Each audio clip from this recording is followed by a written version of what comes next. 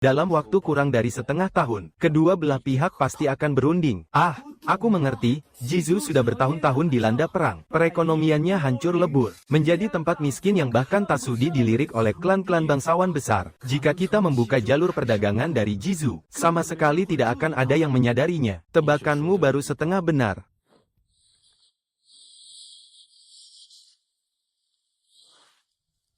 Setengahnya lagi ada pada bangsa Xiongnu. Padang rumput, bisnis apa yang bisa dikerjakan di padang rumput sana? Mereka punya kuda.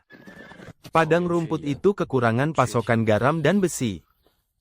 Begitu perang usai, hal pertama yang akan dilakukan pihak kekaisaran adalah mencekik leher bangsa Xiongnu dengan memblokir pasokan besi. Satu tahil garam dan satu kati besi pun dilarang keras masuk ke padang rumput. Kalau orang lain tidak berani menjualnya, kita yang berani. Kita jual garam dan jual besi, untuk ditukar dengan kuda perang mereka. Dengan adanya kuda perang, barulah kita punya modal untuk menaklukkan dunia. Jenderal, wilayah perbatasan Daijun berada tepat di antara Kekaisaran Qian, Rong Utara, dan di timur. Lokasinya sangat cocok untuk dijadikan kedok. Tepat sekali. Jika pihak kekaisaran melacak barang kita, pada akhirnya mereka hanya akan mencurigai orang-orang padang rumput. Dan jika bangsa Xiongnu yang melacaknya, mereka hanya akan mengira kalau kita ini adalah perantara bayangan dari salah satu klan bangsawan penguasa di Kekaisaran Qian. Kedua belah pihak tidak akan berani menyentuh kita sembarangan. Dengan begini, kita bisa bermain di dua kaki dan meraup keuntungan dari kedua belah pihak. Taktik jenderal memang sempurna, tidak ada satupun celah. Bawahan ini sungguh kagum dibuatnya. Jangan buru-buru memujiku. Saat ini, semua itu masih sebatas angan-angan kosong belaka. Pasukan Donghu masih mengintai di luar sana seperti harimau lapar. Jika ancaman besar ini tidak segera disingkirkan, kita tidak akan bisa berbuat apa-apa. Karena itu, jalur Yuzu ini harus tetap aman terkendali. Suruh Hanfu untuk terus mengawasi Qingzu, demi mengulur waktu bagi kita. Arak gelombang pertama akan melewati gerbang Zining 3 hari lagi.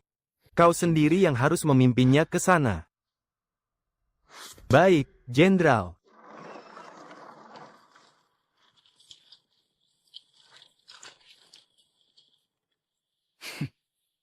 Ketua Wang, kita bertemu lagi rupanya. Terima kasih atas kerja kerasmu, Komandan Liu. Ini adalah surat dari jenderal kami untuk Komandan Han, dan ada sedikit hadiah sebagai tanda terima kasih. Mohon bantuan Komandan untuk menyampaikannya. Tempayan arak dewa mabuk ini, khusus untuk saudara-saudara sekalian, sekadar melegakan tenggorokan. Ketua Wang bisa saja, terlalu sungkan. Hei, kalian ngapain pada bengong? Cepat bantu Ketua Wang mendorong gerobaknya.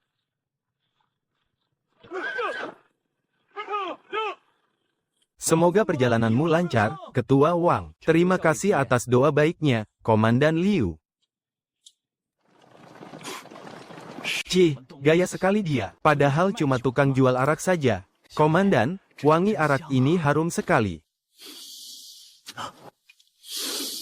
Pasti arak berkualitas, cepat ambil mangkuk kemari.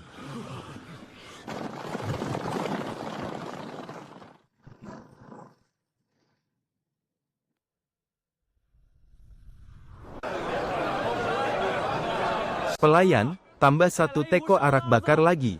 Dan 2 cawan arak dewa mabuk. Siap. Siap, Tuan, pesanan segera datang. Aku juga, 1 teko arak bakar dan 3 cawan arak dewa mabuk. Hahaha. Cepat bawa 1 tempayan arak dewa mabuk lagi dari halaman belakang. Bos kedai, tempayan terakhir baru saja diborong oleh tamu di kamar utama. Yah, kok sudah habis lagi sih? Bos kedai, arak dewa mabuk milikmu ini harganya 50 tael per tempayan, memangnya siapa yang sanggup beli? Hahaha. Kau tahu apa sih? Tak mampu beli seguci, masa beli secangkir saja tidak bisa? 100 koin secangkir. Meski harus menabung 3 hari, aku rela demi seteguk arak dewa ini. Hahaha. Seguci 50 tael. Seteko 6 tael. Secangkir 100 koin. Jual eceran begini malah lebih cepat laris. Hahaha.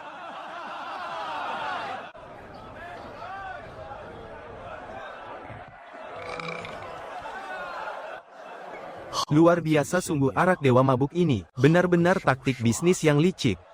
Mereka benar-benar ingin merebut periuk nasi keluargaku, ya.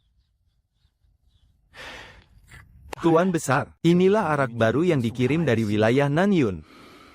Sekarang arak ini laku keras di seluruh ibu kota Youdu. Beberapa hari ini, aku juga sudah dengar laporan dari bawahan. Kukira itu hanya sekadar rumor belaka. Tak disangka ternyata benar adanya. Silakan dicicipi, Tuan Besar.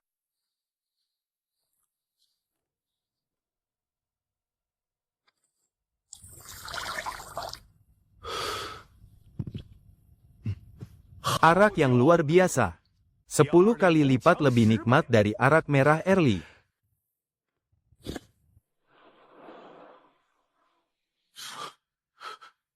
Tuan Besar, silakan coba yang satu ini.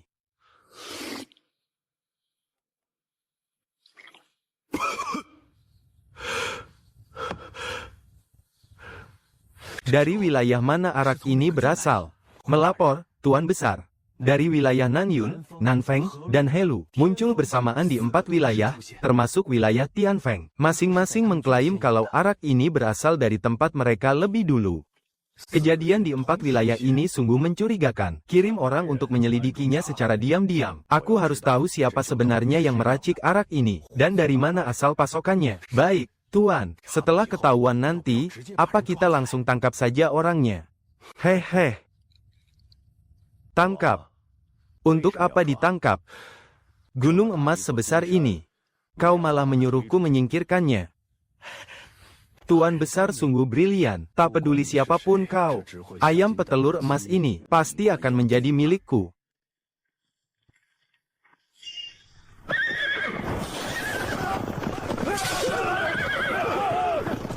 Lindungi Tuan Pengawas.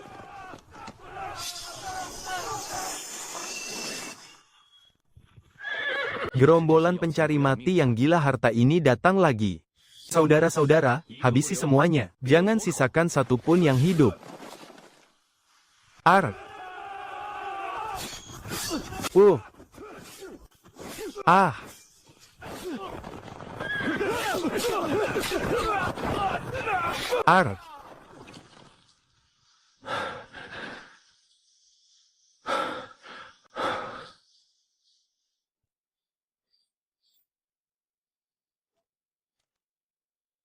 Geledah. Periksa siapa mereka sebenarnya. Tuan, coba lihat ini. Ada banyak perak juga. Bagikan peraknya pada saudara-saudara kita. Terima kasih, Tuan. Geng sama dari wilayah Nanyun. Geng besar yang ada di perbatasan wilayah Sanfeng itu. Bagus sekali. Aku tidak mencari kalian, tapi kalian malah mengantar nyawa ke sini. Kembali dan kumpulkan pasukan, siap. Malam ini, kita bantai abis geng sama.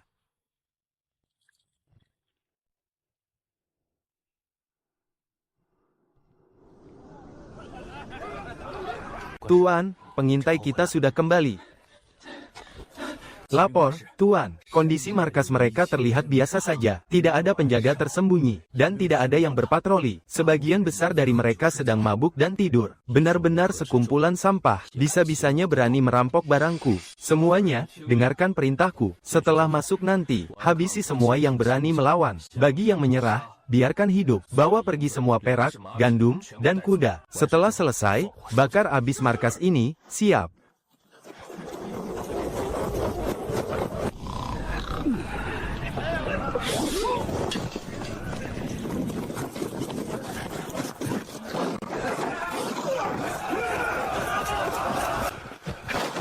Serbu. Orang buta mana yang berani mengacau di geng sama milik kakekmu ini? Apa kalian sudah bosan hidup? Jadi kau ketua geng sama. Aku ini kakekmu. Ya, aku tahu aku ini kakekmu. Sekarang cepat berlutut dan serahkan nyawamu.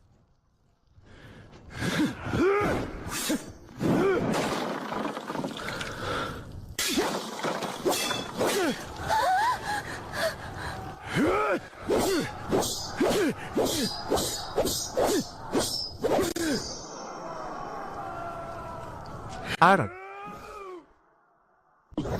Ar.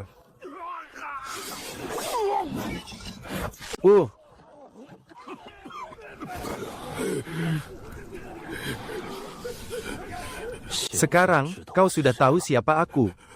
Ampun, Tuan Besar, ampun. Ampuni nyawaku, Tuan. Mata saya memang buta, saya tidak tahu kalau itu barang milik Tuan Besar. Saya tidak akan berani lagi. Sungguh tidak berani. Saat kau merampok barangku, kenapa kau tidak memikirkan akibatnya hari ini? Saya benar-benar hilaf. Ampun, aku benar-benar hilaf. Ada orang lain yang menyuruhku melakukan ini. Bukan aku yang mau datang ke sini. Katakan, siapa yang menyuruhmu? Bicaralah, maka aku akan memberimu akhir yang cepat. Aku bicara.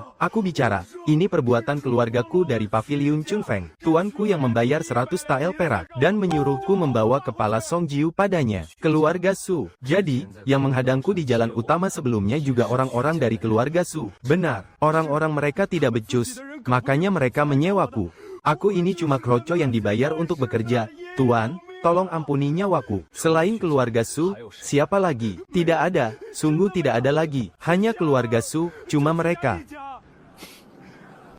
Tuan, aku sudah mengatakan semuanya. Sekarang, apa kau bisa melepaskanku? Kau bilang akan mengampuniku.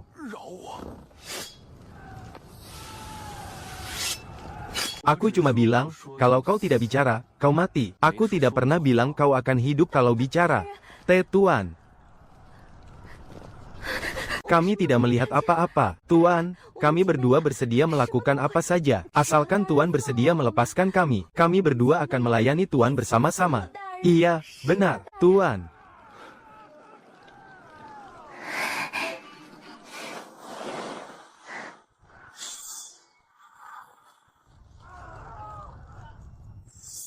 Cuy. Dasar tidak tahu malu. Kalian pikir aku ini pria macam apa? Aku ini pria sejati yang menjunjung tinggi moral. Aku selalu menjaga kehormatanku, mengerti? Berani-beraninya kalian mencoba menggodaku. Ya, tapi sebenarnya paras kalian lumayan juga sih. Ketua, semuanya sudah dibereskan. Lihat apa kau? Fokus pada pekerjaanmu. Baik. Ada 30 ekor kuda, 10 gerobak gandum, dan 5.000 tael perak. Semuanya sudah dimuat ke kereta. Bakar markas ini. Baik. Kau, bawa separuh pasukan. Bawa semua barang ini kembali ke markas angin hitam. Setelah itu, bawa barang dagangannya menyusuri rute Yuzu menuju Kinzu. Buka jalur perdagangan untukku di sana. Lalu, ketua sendiri mau kemana? Aku akan pergi ke wilayah Nanyun. Mari kita temui tuanku ini.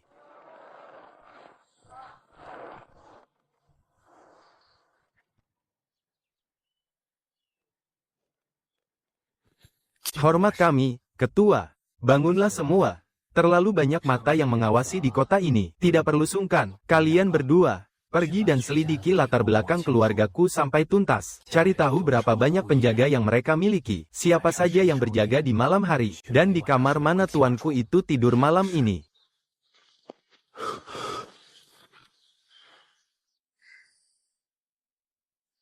Kalian semua istirahatlah dan kumpulkan tenaga. Kita beraksi malam ini. Ketua, tidurlah di ranjang. Lantainya dingin, jangan banyak omong. Saudara-saudara kita semua tidur di lantai. Mana mungkin aku tidur enak di ranjang. Cepat tidur, malam ini kita akan sangat sibuk. Ketua, semuanya sudah kami selidiki. Keluargaku adalah keluarga nomor 1 di wilayah Nanyun. Galangan kapal di daerah sana adalah milik mereka. Di luar, mereka memang terlihat seperti pedagang biasa. Tapi diam-diam, mereka adalah kaki tangan kotor milik Tuan Gubernur. Mereka memelihara lebih dari 30 penjaga di kediaman mereka. Semuanya adalah petarung yang tak segan membunuh. Sudah kuduga, mana mungkin pedagang biasa punya pasukan berani mati seperti itu. Kaki tangan gubernur atau bukan? Lalu kenapa? Malam ini, aku akan menebas habis tangan kotor itu sekalian dengan pemiliknya. Kalau aku tidak menghabisi seluruh keturunan keluargaku malam ini, nanti sembarang cecunguk berani mencari masalah denganku. Kebetulan sekali, aku akan menggunakan kepala orang-orang keluargaku sebagai peringatan keras bagi seluruh orang di wilayah Nanyun. Kita berangkat tengah malam nanti.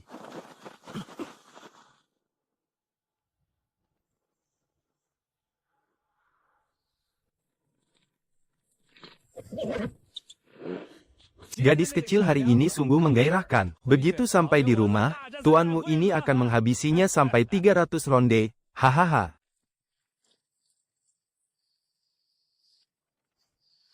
Kalian berdua, kembalilah. Bakar dan bersihkan semua jejak kita di halaman ini. Setelah urusan kita selesai, kita tidak akan kembali ke sini lagi. Kalian tidak perlu mengkhawatirkanku. Pergi dan sampaikan pesan ini ke 12 kedai minuman lainnya. Katakan pada mereka, siapapun yang berani menyentuh barang milikku, akan berakhir tragis seperti keluargaku ini.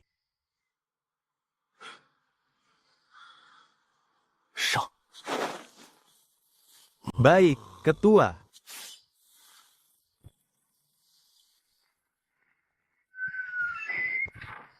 Dua orang berjaga di gerbang utama. Siapapun yang berani kabur, bunuh. Sisanya, bagi menjadi 3 kelompok. Sisir kamar sayap timur, barat, dan kamar para pelayan. Habisi semuanya, jangan sisakan satupun yang hidup. Mengerti? Haha. Ha. Ha. Hahaha.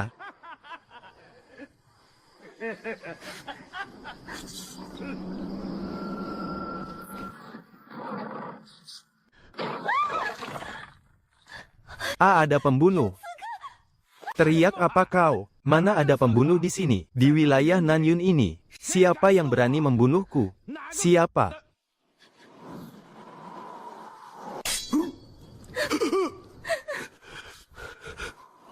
Siapa kau?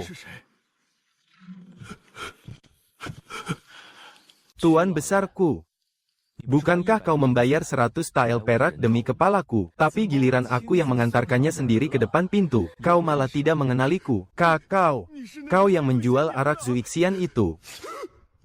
Baguslah, ternyata kau masih ingat padaku. Kau mengirim pasukan maut untuk merampok barangku. Mari kita selesaikan perhitungan kita hari ini juga. Salah paham, ini semua cuma salah paham. Pendekar, ampuni nyawaku. Aku akan ganti rugi, akan kuganti 2 kali lipat. Tidak, 10 kali lipat. Ini salah paham.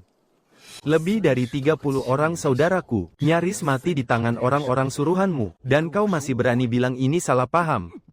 Kakau tidak boleh membunuhku. Kakak iparku adalah gubernur Nanyun. Kalau kau membunuhku, kau juga tidak akan selamat. Seluruh wilayah Nanyun akan menuntut balas padamu. Oh, gubernur ya, kebetulan sekali, aku akan menghabisinya sekalian. Aku punya uang, di bawah ranjangku ada uang kertas senilai 30.000 tael perak. Ambil semuanya, ambil saja, asalkan kau melepaskanku. Pendekar, 30.000 tael ini kuberikan semua padamu. Anggap saja untuk membeli nyawaku.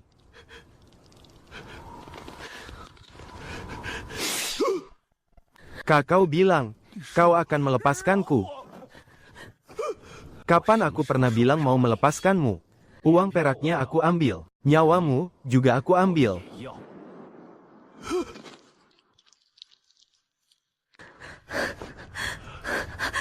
Pendekar, ampuni aku. Aku tidak melihat apa-apa. Aku bisa melayanimu.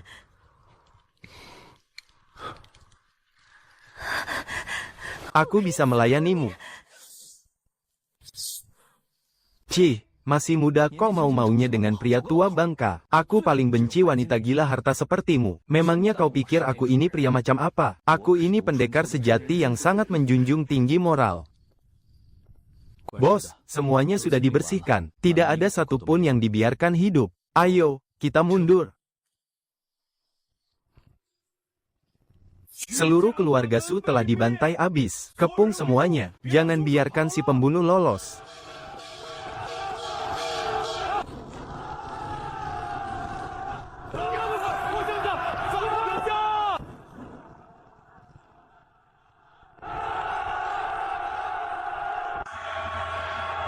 Atas perintah Tuan Pejabat, seluruh kota kini berstatus siaga penuh. Cari dan tangkap si pembunuh. Siapapun yang berani menyembunyikannya akan dijatuhi hukuman yang sama. Bos, gerbang kota sudah ditutup. Kita tidak bisa keluar. Bagaimana ini? Panik apa? Kita ke kedai jut sekarang. Pemilik kedai jut pasti bisa membantu kita. Dia mau tidak mau harus membantu kita. Kita sembunyi di tempatnya. Kalau dia berani melapor ke penjaga, aku akan bilang dia adalah kaki tangan kita. Dia juga ikut andil dalam pembantaian keluargaku. Nanti seluruh keluarganya juga bakal